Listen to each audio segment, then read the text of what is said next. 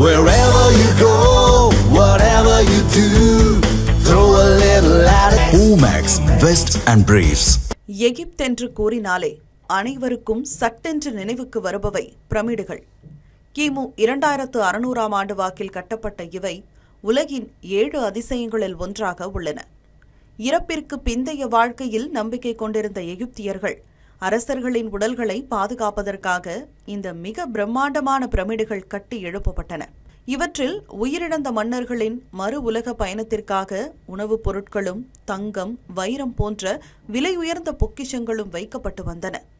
இதனை அறிந்த கொள்ளையர்கள் பொக்கிஷங்களை திருடி செல்ல தொடங்கியதால் வேறு ஒரு இடத்தில் அரசர்களின் உடல்களை அடக்கம் செய்ய எகிப்தியர்கள் முடிவெடுத்தனர். அந்த இடம்தான் வேலி ஆஃப் தி கிங்ஸ் எனப்படும் மன்னர்களின் பள்ளத்தாக்கு. எகிப்து நாட்டின் லூக்சோர் நகரத்தின் மேற்கு பகுதியில் நைல் நதிக்கரையில் இது அமைந்துள்ளது. மலைகளை குடைந்து மிகவும் மறைவான இடத்தில் இந்த கல்லறைகள் உருவாக்கப்பட்டன. இதன் மூலம் அரசர்களின் உடல்களையும் பொக்கிஷங்களையும் கொள்ளையர்களிடமிருந்து பாதுகாக்க முடிந்தது. பொதுவாக பிரமிடுகள் உள்ளே அவ்வளவாக அலங்கரிக்கப்பட்டிருக்காது. ஆனால் அரசர்களின் பள்ளத்தாக்கில் உள்ள சுவர்கள் ஓவியங்களாலும் கதை சொல்லும் படங்களாலும் அலங்கரிக்கப்பட்டன.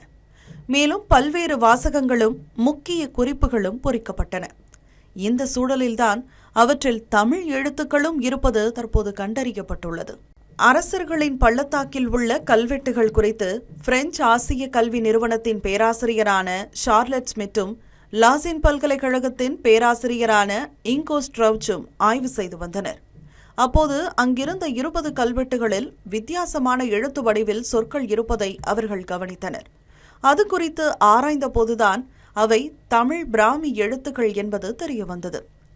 கோபான் வரதகண்டன், சாத்தன், கீரன் போன்ற தமிழ் பெயர்கள் அங்குள்ள கல்வெட்டுகளில் பொறிக்கப்பட்டுள்ளன. குறிப்பாக சிகை கொற்றன் என்ற தமிழ் வணிகரின் பெயர் மட்டும் 5 கல்லறைகளில் இடம்பெற்றுள்ளது. சிகை கொற்றன் வரகண்ட என்ற வாசகமும் கண்டுபிடிக்கப்பட்டுள்ளது. சிகை கொற்றன் இங்கு வந்து பார்த்தான் என்பது அதற்கான பொருளாகும்.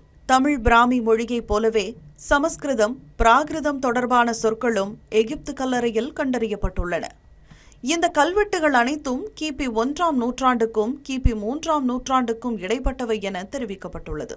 பண்டைய குஜராத், மகாராஷ்டிரா பகுதிகளை ஆண்ட ஷஹாரத மன்னர்களின் தூதர் இங்கு வந்தார் என்ற வாசகமும் ஒரு கல்வெட்டில் காண கிடைக்கிறது. இதுகுறித்து கருத்து தெரிவித்த தமிழ்நாடு தொல்பொருள் துறையை சேர்ந்த கே. ராஜன், தமிழ் வணிகர்கள் பண்டைய எகிப்தின் உட்புற பகுதிகளுக்கும் சென்றதற்கு இந்த கல்வெட்டுகள் மிகச்சிறந்த சான்று என தெரிவித்துள்ளார்.